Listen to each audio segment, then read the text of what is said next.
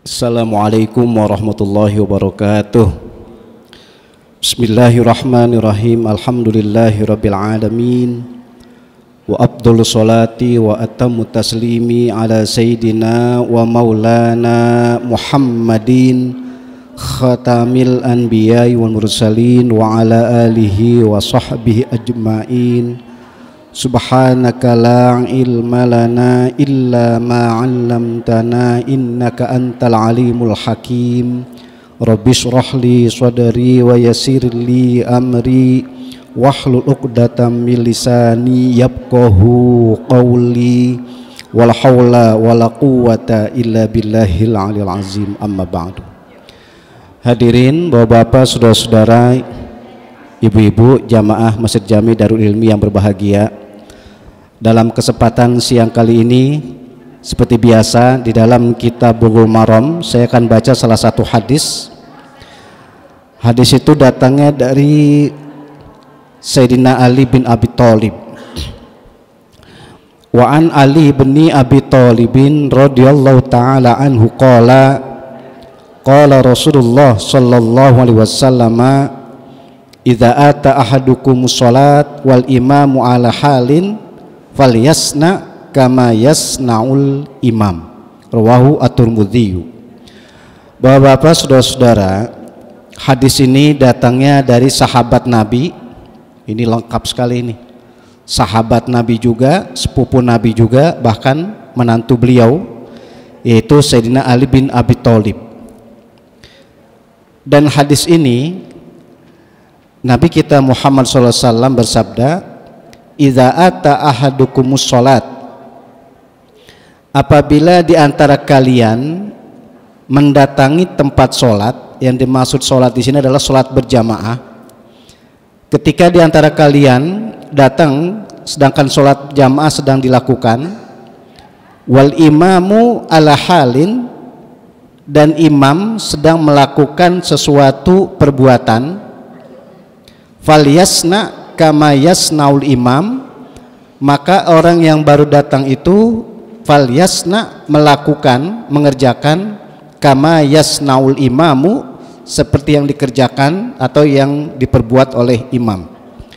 Bapak-bapak, saudara-saudara, ini hadis tadi saya bilang datangnya dari sahabat Nabi.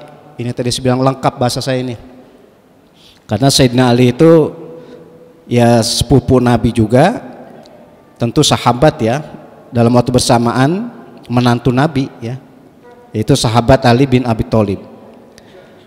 Yang kata Nabi, apabila di antara kalian mendatangi tempat sholat, yang sholat itu dilakukan adalah sholat berjamaah, artinya orang yang masbuk ya, orang yang tertinggal atau orang yang datang, ketika sampai di masjid, sampai di musola, atau sampai di suatu saat yang sholat itu ditegakkan, artinya sholat berjamaah, kemudian wal imamu ala halin, dan posisi imam sedang melakukan apa saja yang dilakukan, baik dalam keadaan masih berdiri, dalam keadaan ruku, dalam keadaan sujud dan seterusnya, maka makmum itu falyasna melakukan kama yasnaul imamu, melakukan, mengerjakan atau berbuat apa yang sedang dikerjakan oleh imam. Bapak-bapak, saudara-saudara, ini ilmiahnya hadis begini. Sholat berjamaah itu tentu dalam segi kapasitas mutu pahalanya lebih banyak ketimbang sholat sendiri. Itu mutlak udah. Jadi sekali lagi, sholat berjamaah itu minimal ya satu orang gitu ya. Maka kalau dua udah dikatakan jamaah. Jadi kalau ada sholat berjamaah, ke dalam segi mutu kualitas pahalanya, bila dibandingkan dengan sholat sendiri, itu lebih utama sholat berjamaah. Itu satu sisi. Yang kedua, bapak-bapak, saudara-saudara, ketika kita sholat berjamaah atau akan sholat berjamaah, ternyata kita sudah terlambat, maka secara fikihnya, selagi imam belum mengucapkan salam, maka apapun yang kita kerjakan itu mendapat status jamaah. Saya contohkan begini, bapak-bapak, saudara-saudara, kita sampai ke masjid, ke musola yang sholat jamaah sedang ditegakkan, Ternyata kita sampai imam lagi tahiyat, entah mau tahiyat awal atau mau tahiyat akhir, yang penting imam belum mengucapkan salam. Selagi imam belum mengucapkan salam kemudian kita takbir, kita ikut tahiyat, maka kita statusnya adalah berjamaah. Itu patokan. Jadi status jamaah kalau kita terlambat, selagi imam belum mengucapkan salam, maka kita statusnya masih dapat berjamaah. Tapi kalau untuk status mendapat rokaat bersama imam, itu selagi imam belum bangun dari ruku atau belum i'tidal. Contoh, kita sampai ke masjid atau ke musola, atau tadi saya bilang di mana saja ketika sholat berjamaah dilakukan. Ketika kita sampai ternyata imam dan jamaah yang lain atau makmum yang lain lagi pada ruku, maka ciri khas ruku itu membedakan dengan sujud, itu membacanya subhana rabbiyal azimi. Tapi kalau sujud itu membedakan dengan ruku adalah subhana rabbiyal a'la. Maka ketika imam dalam posisi ruku yang dibaca adalah subhana rabbiyal azimi, ketika imam lagi ruku kita ikut ruku, maka kita statusnya mendapat dua, status jamaah dan status mendapat rokaat bersama imam. Itu indahnya seperti itu patokannya. Sekali lagi, kalau kita mendatangi sholat berjamaah ternyata imam lagi ruku, maka kita takbir langsung ruku bersama imam, maka status kita berjamaah dan mendapat rokaat bersama imam. Tapi kalau imam sudah i'tidal, sudah sami Allahu liman hamidah, sudah berdiri tegak, maka kita takbir terus kita ikuti apa yang dilakukan oleh imam, kita statusnya adalah jamaah saja tapi tidak mendapat rokaat bersama imam. Ini berarti ada tiga hal nih. Yang pertama tadi, kalau kita datang ternyata imam bersama jamaah yang lain lagi tahiyat, selagi belum salam status jamaah saja, udah. Tapi yang kedua, kalau kita mendatangi sholat berjamaah ternyata imamnya masih posisi ruku, maka kita ikut ruku bersama imam, maka kita mendapat dua hal. Pertama jamaah, dan yang kedua kita mendapat rokaat bersama imam.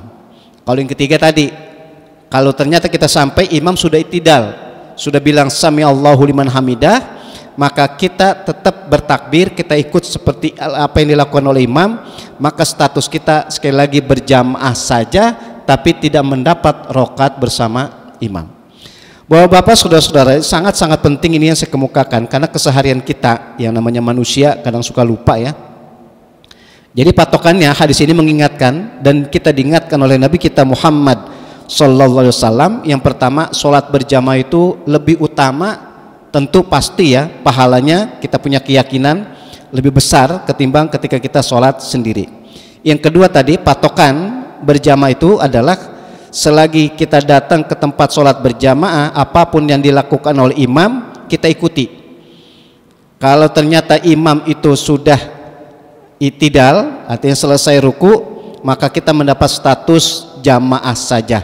Tapi kalau kita mendatangi ternyata imam masih baca Fatihah, imam masih baca surat, atau imam yang terakhir masih posisi ruku, maka kita ikut ruku bersama imam, kita pun statusnya bukan jamaahnya saja, akan tapi status mendapat rokaat bersama imam.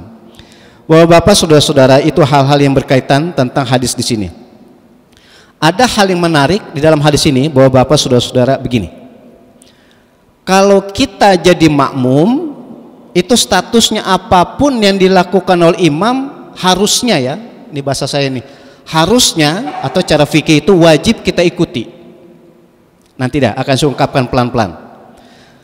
Kalau kita jadi makmum, sekali lagi, maka apapun yang dilakukan oleh imam itu wajib kita ikuti. Kalau imam sujud, kita sujud. Kalau imam tadi saya bilang ruku, imam i'tidal, kita pun wajib ruku dan i'tidal. Maka kalau cara fikihnya ada orang yang terlambat dua rukun dari imam, atau kebalikan, kontradiksi, terlambat atau mendahului dua rukun dari imam, maka kita dianggap batal jamaahnya tapi tidak batal sholatnya. Ini tadi saya bilang penting memahami ini nih hadis. Gini, secara fikih ya, fikih itu kan zohir. Kalau ada orang makmum, maksud saya ini, ada makmum terlambat 2 rukun dari imam, nyebutnya 2 rukun.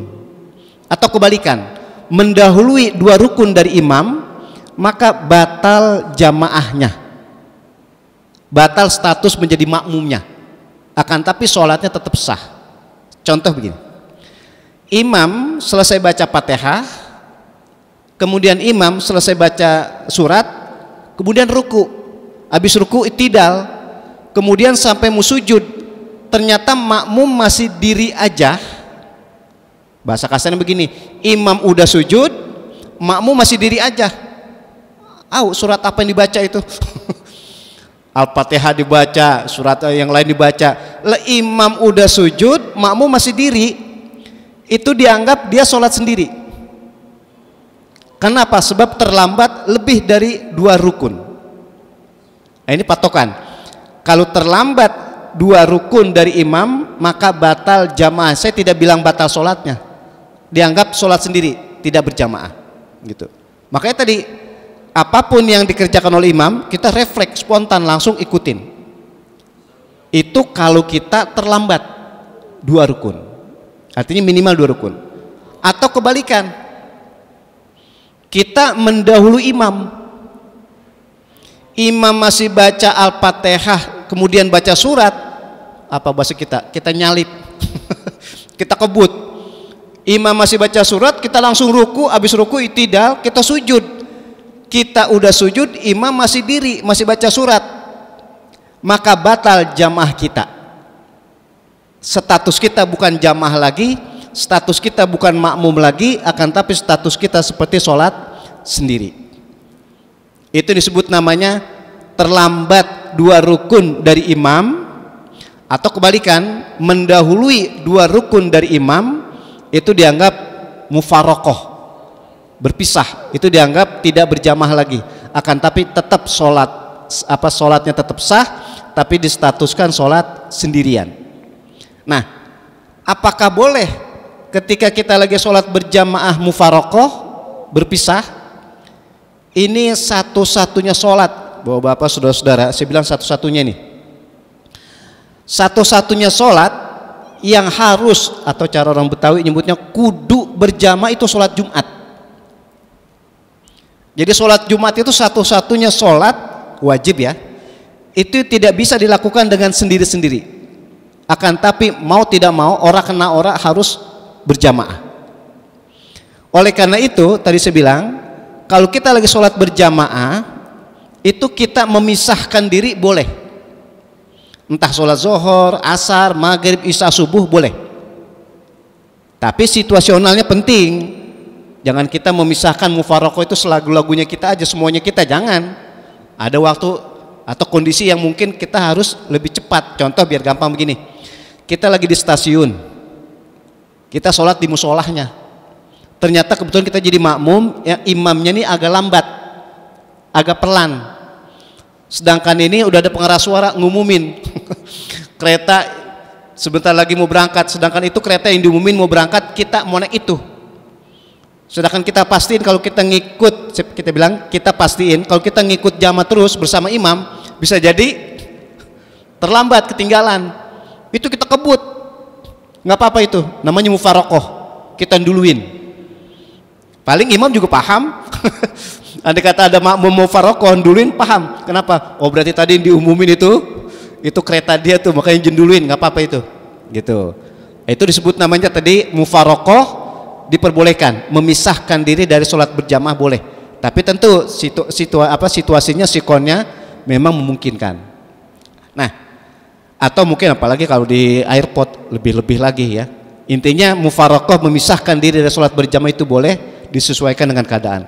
Atau terlambat, saya nggak bilang dulu ini, kalau dulu kan tadi itu modelnya, terlambat 2 rukun dari imam, itu tetap sah jamaahnya.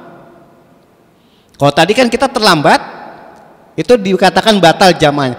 Tapi ada kita terlambat, jangankan 2 rukun, 3 rukun, bahkan 4 rukun, itu enggak batal jamaahnya. Contohnya imam selesai baca Al-Fatihah, baca surat, kemudian ruku, itidal, sujud, sampai duduk di antara dua sujud. Terlambat banyak banget udah ini. Bukan 2 rukun lagi, bisa 4-5 rukun. Tapi yang terlambat ini karena sakit. Makanya cerdasnya seorang imam itu, kata Nabi kita Muhammad SAW itu, memperhatikan bagaimana status jamaahnya. Sebab jamaah itu ada yang orang udah tua, ada yang masih muda, ada yang sehat, ada yang sakit. Dan zulhajah bahasa Nabi, ada yang punya kepentingan, ada yang mempunyai kebutuhan, atau mempunyai ada hajat dan sebagainya. Maka imam itu menyesuaikan kondisi makmum itu begitu. Makanya kalau ternyata di antara jamaah atau makmum itu ada orang tua atau yang sakit, dia jangankan terlambat 2 rukun, 4-5 rukun enggak batal jamaahnya. Berarti bahasa mudahnya begini, imam udah tahiyat akhir, dia masih ruku aja. Imam sama jamaah yang lain udah tahiyat akhir, dikit lagi mengucapkan salam, tanda selesai sholat. Ini jamaah orang tua atau orang lagi sakit masih baca Fatihah aja, atau mungkin masih dalam posisi ruku, mendingan dikit, itu tetap dianggap jamaah. Kenapa? Karena terlambatnya bukan karena disengaja, akan tapi karena faktor, ya faktor usia atau mungkin lagi sakit, kurang sehat dan sebagainya. Itu tetap dianggap sebagai sah berjamaahnya. Berarti kan enggak kaku. Memang kalau fikih itu fleksibel. Makanya bapak-bapak, saudara-saudara, ciri khas ngaji fikih itu harus luas, fleksibel, enggak boleh kaku. Itu yang dianggap tadi dia batal jamaahnya kalau dia masih bisa ikut refleks bersama imam, tapi dia sengaja diperlahan, dipelan-pelanin. Nah, itu status jamaahnya hilang. Tapi kalau tidak karena seperti tadi, ya contoh karena sakit tadi saya bilang, atau mungkin karena usia lanjut kan, gerakannya pasti perlahan. Nah, itu tidak dianggap batal jamaahnya meskipun terlambat lebih dari 2 rukun. Inilah yang saya maksud bahwa bapak saudara-saudara, di dalam hadis di sini itu ada yang sangat indah. Berarti kita itu wajib hukumnya mengikuti apapun yang dilakukan oleh imam. Bahasa Nabi, fal yasna kama yasnaul imam. Pokoknya imam ngerjain apa aja kita wajib ikut. Termasuk, ini penting banget nih, termasuk yang dikerjakan oleh imam itu yang sunnah. Apa contohnya? Tadi kita sholat zuhur nih, rumusnya di dalam sholat yang ada 2 kali tahiyatnya atau tasyahudnya, maka tahiyat atau tasyahud yang pertama itu sunnah. Kita sholat zuhur, tadi 2 kali tahiyat, itu tahiyat pertama itu sunnah, yang wajib kan yang kedua. Maka ketika imam tahiyat kayak tadi, kita makmum wajib ikut tahiyat meskipun status hukum tahiyat itu sunnah. Padahal bisa aja kan begini, ini bahasa saya nih, imam tahiyat awal, baru 2 rakaat kan tahiyat awal, kita langsung ngadek aja, kita langsung diri aja. Itu kan cara fikihnya. Kenapa? Sebab tahiyat awal itu sunnah, dikerjain boleh, nggak dikerjakan juga nggak apa-apa. Tapi karena kita jadi makmum, status kita melo, kita ngikut, ya kalau imam lagi ruku, jangan kita diri, kita ikut tahiyat juga. Jadi ketika imam tahiyat, kita ikut tahiyat. Imam ruku, kita ikut ruku. Meskipun kata-kata tahiyat awal itu hukumnya sunnah. Jadi itu di luar daripada hukum sunnah lagi. Akan tapi kewajiban kita ngikutin imam. Ini indahnya bahasa Nabi, fal yasna kama yasnaul imam. Apapun yang dikerjakan oleh imam meskipun itu sunnah, tetap kita sebagai makmum wajib mengikuti. Tapi kebalikan, namanya mafhum mukhalafah, cara ngaji ilmu usul fikih. Kalau imam enggak mengerjakan, imam enggak ngerjain nih, meskipun itu sunnah, makmum jangan ngerjain. Nanti saya contohin dah. Imam enggak ngerjain, kita makmum meskipun itu sunnah jangan mengerjakan, kita ngikutin apa yang dikerjakan oleh imam. Saya mau contohkan sholat yang paling populer adalah sholat subuh, ada baca kunut namanya. Sholat subuh ciri khasnya ada bacaan kunut. Itu kalau imam baca kunut, makmum kalau ngikutin hadis Nabi, orang kena orang mau nggak mau ikut kunut bersama imam. Karena imamnya baca kunut. Itu luasnya begitu, fleksibelnya. Meskipun contoh, kita kalau sholat subuh nggak baca kunut, tapi ketika kita sholat di suatu tempat ternyata imamnya baca kunut, kalau teori Nabi kita ikut baca kunut. mengaminkan, maksudnya begitu. Kata-kata mengaminkan itu boleh dengan mengangkat tangan, boleh tidak. Yang penting kita ikut kunut bersama imam. Meskipun itu sunnah, itu teorinya begitu. Tapi kebalikan, kalau kita sholat subuh biasanya pakai kunut, ternyata suatu saat imamnya enggak baca kunut, habis i'tidal langsung sujud, kita jangan baca kunut sendirian. Ketika imam sujud, Allahumma hdini fiman hadait wa afini fiman afait, itu namanya kontradiksi, bertentangan dengan maqasid syariah, tujuan syariat. Karena tujuan syariat itu adalah adanya persamaan. Imam kunut, ya kita kunut. Imam enggak kunut, kita jangan kunut. Itulah sekali lagi teori kata-kata Nabi, fal yasna kama yasnaul imam, kerjakanlah apapun yang dikerjakan oleh imam. Ini simbol bahwa Bapak saudara-saudara, jadi berjamaah itu adalah adanya persamaan dan keseragaman ketika kita beribadah kepada Allah Subhanahu wa taala. Di luar, ketika praktik di dalam ibadah itu ada perbuatan-perbuatan yang wajib atau perbuatan-perbuatan yang sunnah. Baik Bapak-bapak, saudara-saudara, ini saja yang dapat saya kemukakan dan saya baca, tentu mengingatkan kepada kita bahwa hadis Nabi SAW ini mengingatkan pentingnya sholat berjamaah dalam waktu bersamaan. Ada keseragaman ketika kita melakukan sholat antara imam dengan makmum. Dengan demikian mudah-mudahan sekali lagi sholat kita mendapatkan keberkahan dari Allah Subhanahu wa taala. Amin ya rabbal alamin. Mungkin ini saja. Ada pertanyaan? Baik, silakan. Baik Pak, gini. Sekali lagi tadi saya bilang, fikih itu ciri khasnya adalah pemahaman. Dan ciri khas itu, di antara ciri khas fikih itu adalah zohir kemudian beda pendapat. Fikih itu kan al-fikhu ay al-pahmu. Jadi fikih itu diartikan beda pendapat. Berarti beda paham itu hal yang lumrah, hal yang biasa. Nah, yang menarik, fikih itu urusannya zohir aja, bukan batin. Makanya kalau sholat kita tahunya ini sah ama enggak sah aja. Tapi masalah diterima dan tidak diterima itu bukan urusan fikih. Nah, itu yang kaitan masalah fikih tadi. Baik, kembali ke tadi. Di dalam sholat, salah satu rukun, bahkan penting banget ini rukun, adalah membaca Al-Fatihah. Mutlak ini. Jadi orang kena orang, mau nggak mau, setiap orang sholat wajib membaca Al-Fatihah. Dan kata-kata membaca Al-Fatihah ini imam maupun makmum. Makanya bahasa Nabi, kata Nabi, la sholata liman lam yaqra bi fatihatil kitab. Nabi nyebutnya man. Man itu cara ngaji ilmu nahwu namanya isim mausul. Kalau jadi wong Jawa, man itu sopone wong katanya.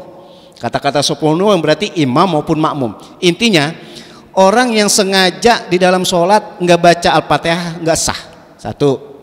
Yang kedua, tapi kalau dia lupa membaca Al-Fatihah, sholat sendiri nih, lupa baca Fatihah, kemudian ingat, maka mau nggak mau rokatnya itu dianggap tidak sah. Oleh karena itu dia nambah lagi. Meskipun lupa, pas ingat, oh iya tadi rokat pertama nggak baca Fatihah, mau nggak mau tambah rokat lagi. Nah, yang ketiga, ini salah satu keuntungannya berjamaah.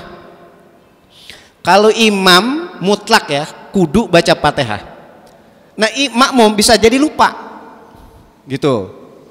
Ketika imam bilang Allahu Akbar muruku, makmum baru ingat, oh iya saya lupa baca Fatihah, nggak usah baca Fatihah lagi, udah, langsung ikut bersama imam ruku. Atau terlambat tadi masbuk, kata-kata masbuk ini pas sampai ternyata kita baru baca Al-Fatihah 2-3 ayat, imam ruku. Ketika kita baru baca Bismillahirrahmanirrahim Alhamdulillahirrahmanirrahim, ternyata imam ruku, kita jangan hatamin Al-Fatihahnya, kita langsung ruku bersama imam. Itu namanya qiraatul ma'mum fi qiraatil imam. Itu salah satu keuntungannya sholat berjamaah begitu. Meskipun kita enggak tuntas membaca Al-Fatihah, enggak hatam, atau tadi sama sekali enggak baca Al-Fatihah karena faktor lupa lah, atau baru sampai langsung ikut, nah itu dianggap sudah mendapat rokat bersama imam tanpa membaca Al-Fatihah. Yang enggak sah, sengaja enggak baca Fatihah. Jadi benar kayak tadi, kalau sengaja udah saya dengerin imam aja baca Fatihah, itu enggak sah. Tapi karena faktor lupa atau mungkin karena terlambat tadi baru 2-3 ayat, imam ruku, kita ikut ruku, itu tetap sah sholat kita dan bersama imam mendapat rokaat. Patokannya tadi, kalau imam udah i'tidal baru enggak mendapat rokaat bersama imam. Nah itu yang pertama, masalah status rokat bersama imam patokannya adalah ruku. Masalah Fatihah baca khatam atau tidak, atau mungkin baru berapa ayat, itu tetap mendapat status rokat bersama imam, termasuk sah juga. Yang kedua begini yang menarik, hadis, dan ini ada dalam kitab Bulughul Maram, ini yang saya biasa baca ini. Kita itu kalau berjamaah itu bahasa Nabi bersegera. Bersegera itu bukan berarti buru-buru. Bersegera itu disiplin, maksudnya segeralah, cepat. Kan beda cepat sama buru-buru. Makanya orang Arab bilang al-ajl, ajl itu buru-buru. Kadang-kadang buru-buru itu ya nggak perhitungan gitu, itu buru-buru. Tapi kalau segera beda lagi. As-sur'ah, sur'ah itu cepat tapi perhitungan gitu. Kita tahu nih iqamah tinggal berapa menit lagi, kita kerjakan dengan cepat gitu. Tapi kalau buru-buru, ya buru-buru bahasa Jawanya apa ya? Ya sama buru-buru ya, ngoyo-ngoyo dah gitu dan sebagainya gitu. Nah, itu nanti malah bahaya gitu. Jadi intinya tadi kalau kita mendatangi sholat berjamaah itu bahasanya segera gitu. Sur'ah, bisur'ah, segera. Tapi jangan terburu-buru. Kalau terburu-buru ada kekhawatiran itu kita lari, kita kabur, pas sampai di jamaah, barisan jamaah kata imam Allahu Akbar, ruku, nanti masih ngos-ngosan ini. Maksudnya nih yang enggak bagusnya terburu-buru mendatangi jamaah itu yang enggak khusyuk, bukan yang buru-buru doang. Bisa jadi kiri kanannya kagak khusyuk. Kalau bahasa kita begini, nih orang yang buru-buru sholat sampai di sini dia habis takbir di ngos-ngosan. Nah, jadi intinya tadi penyebabnya itu dilarang sampai terburu-buru begitu. Ada kekhawatiran bukan yang terburu-buru doang nggak khusyuk, akan tapi kiri kanannya bisa nggak khusyuk gitu. Nah, inilah salah satu tadi kesimpulannya bahwa Bapak saudara-saudara mendatangi sholat berjamaah itu dengan tenang. Kata Nabi as-sakinah, bisakinah, dengan tenang gitu. Tapi kalau kita udah datang ternyata imam udah ruku atau bangun dari ruku, ya kita jangan buru-buru. Bahasanya apa Pak? Resiko. Nah, resiko kita terlambat ya begitu ya. Tapi intinya begitu tuh. Jadi mendatangi sholat berjamaah itu dengan sakinah, dengan tenang. Tenang itu bukan berarti jalannya perlahan, bukan. Nah, disesuaikan dengan kemampuan kita. Gitu. Makanya beda antara sur'ah dengan ajlah. Kalau ajlah itu tergesa-gesa, terburu-buru. Tapi kalau sur'ah itu refleks, cepat, beda lagi gitu ya. Nah, itu salah satu kesimpulan seperti tadi. Ya baik, gini. Di dalam hadis Nabi gini. Kita itu buat sendiri ya. Kalau kita sendiri atau kita sholat berjamaah, kita ragu, mang ragu-ragu nih. Ini 2 rakaat apa 3 rakaat? Maka cara fikihnya kata Nabi, ambil yang terdikit. Kalau kita ragu nih antara udah 2 rakaat apa udah 3 rakaat, ambil yang terdikit. Berarti kita ambil yang 2 rakaat. Meskipun nanti ternyata kita sebetulnya udah 3 rakaat, berarti kan lebih. Kalau sholat zuhur berarti menjadi 5 rakaat, nggak apa-apa. Kalau itu faktor ragu. 2 atau 3 rakaat atau yang keempat rakaat nih, kita ambil yang terdikit. Satu itu. Yang kedua, Bapak saudara-saudara, tetap kalau kita mengikuti kayak tadi, kita ikut jamaah, kita tetap positive thinking, kita husnuzon bahwa sholat yang dia akan dilakukan ini zuhur, asar atau isya 4 rakaat. Kita punya keyakinan begitu. Maka yang dilakukan adalah 4 rakaat. Ternyata pas besok atau kita tanya konsultasi komunikasi, ternyata sholatnya 5 rakaat, maka kita tetap sholat 4 rakaat aja gitu. Kalau yang pertama tadi kita tetap berbaik sangka, oh mungkin karena lupa nih dikerjain 5 rakaat, kita ikutin aja udah, nggak apa-apa. Jadi intinya bahwa Bapak saudara-saudara itu kalau kita ragu ya, maka kita ambil rakaat yang terdikit gitu. Tapi kalau di situ kebiasaan yang sholat 5 rakaat, kita tetap berpatokan sholat 4 rakaat saja gitu. Kalau memang mereka melakukan 5 rakaat, mungkin ada perbedaan pandangan. Tapi kalau secara fikihnya, sholat itu harus jelas, tegas bahwa sholat zuhur, asar, isya itu cuman 4 rakaat. Itu intinya seperti itu. Baik, Bapak saudara-saudara, ini saja. Mudah-mudahan ada hikmat dan manfaatnya untuk mendapatkan keberkahan majlis talim. Kita tutup dengan doa. Kita awali dengan baca Ummul Quran, Al-Fatihah. Bismillahirrahmanirrahim. Alhamdulillahirabbil alamin arrahmanir rahim maliki yaumiddin.